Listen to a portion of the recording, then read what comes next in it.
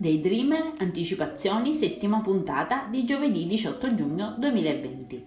Gian, visto il successo ottenuto per l'approvazione del progetto per la compagnia aerea, si dà ai festeggiamenti, invitando tutti i dipendenti dell'azienda, compresa Sanem. Organizza una festa nel giardino di casa Divit per celebrare il suo trionfo contro Aileen e la sua insaputa contro anche il fratello minore Emre. In questa puntata non mancano i colpi di scena, tanto che Sanem attirerà l'attenzione su di sé, cadrà accidentalmente in piscina e si troverà in situazioni imbarazzanti e momenti divertenti con il suo amato datore di lavoro Jean.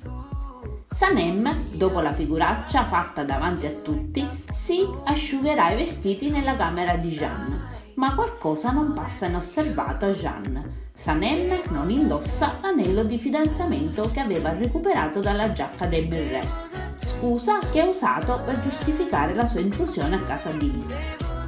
Durante i festeggiamenti continueranno gli sguardi tra Sanem e Jean. Jean parla di uno dei suoi viaggi dove dice di aver visto il suo uccello preferito proprio alle isole Galapagos. Il re e Aileen, nonostante il trionfo di Jean, non si abbattono e sono sempre più decisi a bloccare il fotografo Jean e fanno già progetti futuri, tanto che il re ricorda a Sanem durante il party che gli servirà ancora il suo aiuto. Come si evolveranno i fatti? Non ci resta che attendere i prossimi episodi. Commentate pure. Io adesso vi saluto e vi aspetto al prossimo video.